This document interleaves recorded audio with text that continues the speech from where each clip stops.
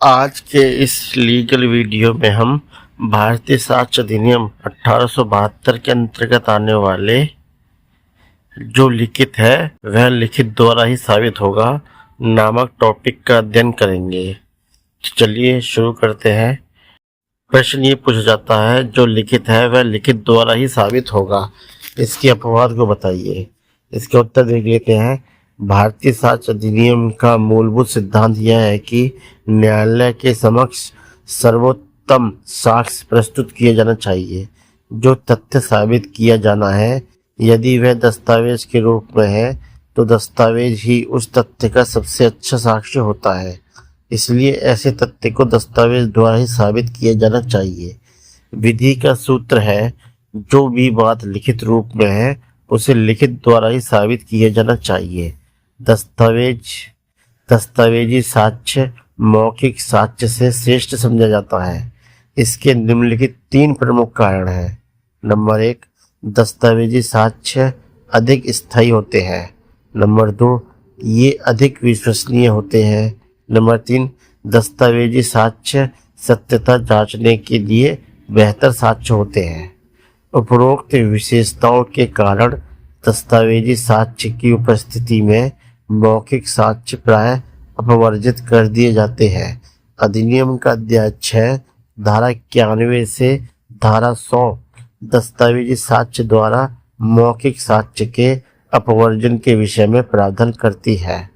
भारतीय साक्ष्य अधिनियम धारा 91 के अनुसार जहाँ किसी संविदा की शर्तों को या किसी अनुदान की शर्तों को या संपत्ति के अन्य व्ययन के शर्तों को दस्तावेज के रूप में लेखबद्ध कर लिया गया हो तथा उन सभी मामलों में जिनमें विधि किसी विषय के लेखबद्ध किए जाने की अपेक्षा करती है, वहाँ धारा 91 लागू होगी। धारा 91 उपर्युक्त मामलों में शर्तों को सिद्ध करने के लिए किसी अन्य साक्ष्य का दिया जाना प्रतिषिद्ध करती है। ऐसी शर्तों को केवल निम्नलिखित 2 साक्ष्यों द्वारा लागू किया जा सकता है। नंबर 1, स्व दस्तावेज द्वारा। नंबर 2, द्वितीय साक्ष्य द्वारा। भारतीय साक्ष्य अधिनियम की धारा 92 मौखिक करार के साक्ष्य का अपवर्जन करती है। जहाँ किसी संविदा अनुदान संपत्ति के व्ययन या कोई अन्य विषय जिसके दस्तावेज के रूप में लेखबद्ध किए जाने की विधिक अपेक्षा हो, धारा 91 के अनुसार सिद्ध किया जा चुका है, वहाँ धारा 92 के उपबंध लागू होंगे। धारा 92 प्रतिषिद्धकारी है। यह धारा संबंधित विलेख में किसी निबंधन के खंडन या परिवर्तन या जोड़ने या घटाने के प्रयोजनों हेतु किसी मौखिक करार या कथन के साक्ष्य को अग्राह्य घोषित करती है। अगला पॉइंट है इसके अपवाद देख लेते हैं। नंबर 1 पे है अन्य तथ्य। धारा 91 स्पष्टीकरण 3 में बताया गया है, जब संविदा आदि के निबंधनों के अतिरिक्त कोई अन्य तथ्य भी दस्तावेज में लेखबद्ध कर दिया गया हो तो ऐसे अन्य तथ्य के बारे में मौखिक साक्ष्य दिया जा सकता है। धारा 91 के अंतिम 2 दृष्टांत इस बिंदु पर महत्वपूर्ण है। दृष्टांत डी के अनुसार ए कुछ शर्तों पर बी से नील परिधान करने की लिखित संविदा करता है। उस संविदा में यह भी लिखा जाता है कि बी ने एक अन्य अवसर पर मौखिक संविदा के अंतर्गत नील प्राप्त करने का मूल्य ए को चुकाया था। उस नील का मूल्य न दिए जाने का मौखिक साक्ष्य पेश किया जाता है। यह साक्ष्य ग्राह्य है क्योंकि पेश किए गए साक्ष्य का वर्तमान संविदा से कोई संबंध नहीं है। दृष्टांत ई देख लेते हैं।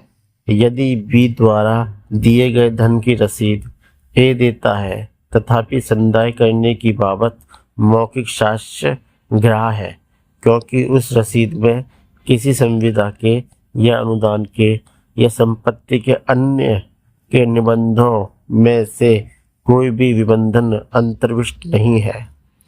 दूसरा पॉइंट है लोक पद पर नियुक्ति, जिसे धारा 91 अपवाद 1 में बताया गया है। जहाँ विधि द्वारा किसी लोक अधिकारियों की नियुक्ति लिखित रूप में अपेक्षित है, वहाँ यदि यह दर्शा दिया जाता है कि व्यक्ति विशेष ने ऐसे अधिकारी के रूप में कार्य किया है, वहाँ उस लेख को जिसके द्वारा नियुक्त किया गया है सिद्ध किया जाना आवश्यक नहीं है। नंबर तीसरा पॉइंट है प्रोबेट। धारा 91 अपवाद 2 में बताया गया है, ऐसी वसीयत जिन्हें प्रोबेट प्राप्त हुआ है प्रोबेट द्वारा साबित की जा सकेंगी। अब पॉइंट ये उठता है कि प्रोबेट क्या है, इसे देख लेते हैं। भारतीय साक्ष्य अधिनियम में प्रोबेट शब्द परिभाषित नहीं है। सामान्यतः यह सक्षम क्षेत्राधिकार वाले न्यायालय की मुद्रा के अधीन वसीयत की प्रमाणित प्रति है। प्रोबेट द्वारा वसीयतकर्ता की संपत्ति के प्रकाशन का अधिकार प्रदान किया जाता है। वसीयत की प्रोबेट प्रतिलिपि एक द्वितीय साक्ष्य है। मूल वसीयत का द्वितीय साक्ष्य होते भी प्रोबेट प्राथमिक साक्ष्य जैसा महत्व रखती है। अगला पॉइंट है नंबर 4 दस्तावेज की वैधता, जिसे धारा 92 परंतु 1 में बताया गया है। कोई भी ऐसा तथ्य मौखिक साक्ष्य द्वारा साबित किया जा सकता है जो दस्तावेज को अविधिमान्य बना दे या जो किसी व्यक्ति को उससे संबंधित कोई डिक्री या आदेश का हकदार बना दे। किसी भी दस्तावेज की वैधता कई आधारों पर प्रश्नगत की जा सकती है, जैसे कपट, पक्षकार का सक्षम न होना, प्रतिफल का अभाव इत्यादि। अगला पॉइंट है नंबर 5 पर जिस विषय के बारे में दस्तावेज मौन है। धारा 92 परंतु 2 में बताया गया है, जिस विषय पर दस्तावेज मौन है उसके बारे में मौखिक साक्ष्य दिया जा सकता है। ऐसे साक्ष्य को ग्रहण होने के लिए 2 शर्तों की संतुष्टि आवश्यक है। नंबर 1 मौखिक साक्ष्य दस्तावेज के निबंधनों के विपरीत नहीं होना चाहिए। नंबर 2 मौखिक करार के साक्ष्य की अनुज्ञा देते हुए न्यायालय दस्तावेज की प्रारूपता की मात्रा को ध्यान में रखेगा। इसका उदाहरण देख लेते हैं। जब किसी निवास गृह में लिखित करार द्वारा एक कमरा किराए पर लिया गया हो, परंतु करार यह स्पष्ट न करे कि किराया केवल रहने का था या रहने और खाने दोनों का था, उस विषय पर अगर कोई मौखिक बात हुई थी तो उसका साक्ष्य दिया जा सकता है। अगर वही करार पूर्ण प्रारूप में है, अर्थात स्टाम्प युक्त कागज पर किसी वकील से लिखवाया गया है और उसमें खाने के बारे में कोई बात नहीं है, तो उस विषय पर मौखिक साक्ष्य नहीं दिया जा सकता। अगला पॉइंट नंबर 6 पूर्ववर्ती शर्त। धारा 92 परंतु 3 में बताया गया है, किसी अलग ऐसे मौखिक करार का अस्तित्व में होना जो किसी दस्तावेज के अंतर्गत दायित्व उत्पन्न होने के लिए पूर्वभाव्य शर्त हो, तो उसका मौखिक साक्ष्य दिया जा सकता है। इस बिंदु पर एक वाद आया था, वीर स्वामी बनाम नारियम्मा का मामला स्पष्ट करता है। एक ऐसी जमीन के बारे में लिखित पट्टे का करार हुआ जो एक तीसरी व्यक्ति के कब्जे में था और पट्टाकर्ता ने मौखिक आश्वासन दिया था कि जमीन को खाली करवा देगा। निर्णित हुआ कि अभिलेख के अंतर्गत जमीन खाली करवाने के समय तक कोई दायित्व उत्पन्न नहीं हुआ था और इसलिए मौखिक करार साबित किया जा सकता है। अगला पॉइंट नंबर 7 विखंडन या उपांतरण, जिसे धारा 92 का परंतु 4 में बताया गया है। दस्तावेज के निष्पादन करने के पश्चात यदि पक्षकार उसे निरस्त करने या उसमें कुछ फेरफार करने का मौखिक करार करे तो ऐसे मौखिक करार का साक्ष्य दिया जा सकता है। यह अपवाद एक महत्वपूर्ण प्रतिबंध के अधीन है। यदि दस्तावेज ऐसा है जिसका पंजीकरण विधि द्वारा अपेक्षित है, तो ऐसे दस्तावेज के मौखिक करार द्वारा विखंडित या उपांतित करने का साक्ष्य ग्राह्य नहीं होगा। अगला पॉइंट है नंबर 8 पे रूढ़ी या प्रथा, जिसे धारा 92 के परंतु 5 में बताया गया है। जब कोई ऐसी रूढ़ी या प्रथा हो जो किसी संविदा को प्रभावित करती हो, उसका मौखिक साक्ष्य दिया जा सकता है, परंतु ऐसे मौखिक साक्ष्य को संविदा के अभिव्यक्त निबंधनों से असंगत नहीं होना चाहिए। इसका उदाहरण देख लेते हैं।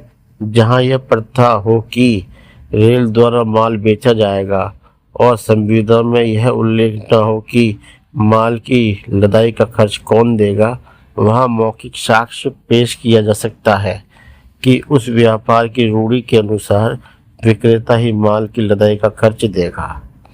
अगला पॉइंट है नंबर 9 पे, भाषा का तथ्यों से संबंध, जिसे धारा 92 के परंतु 6 में बताया गया है। किसी भी ऐसे तथ्य का साक्ष्य दिया जा सकता है जो कि यह दर्शाए कि किस तरह से दस्तावेज की भाषा वर्तमान तथ्यों से संबंध रखती है। उदाहरण, यदि कोई व्यक्ति अपनी संपदा बेचता है परंतु दस्तावेज में यह नहीं बताया जाता है कि उस संपदा में क्या सम्मिलित है, ऐसी दशा में जिस संपत्ति पर यह अंतरण लागू होना है उसे मौखिक साक्ष्य द्वारा बताया जा सकता है। वे व्यक्ति जो किसी दस्तावेज के पक्षकार या उनके हित प्रतिनिधि नहीं है, ऐसे किन्हीं भी तथ्यों का भी साक्ष्य दे सकेंगे जो दस्तावेज की शर्तों में फेरफार करने की प्रवृत्ति रखते हैं। दोस्तों, उम्मीद करता हूँ ये टॉपिक आपको पसंद आया होगा। आपकी सहायता एवं सहूलियत के लिए इस टॉपिक का PDF लिंक वीडियो के नीचे डिस्क्रिप्शन में है। आप चाहे तो वहाँ से PDF फाइल डाउनलोड कर सकते हैं। साथियों, अगर वीडियो पसंद आया तो लाइक और सब्सक्राइब कीजिए।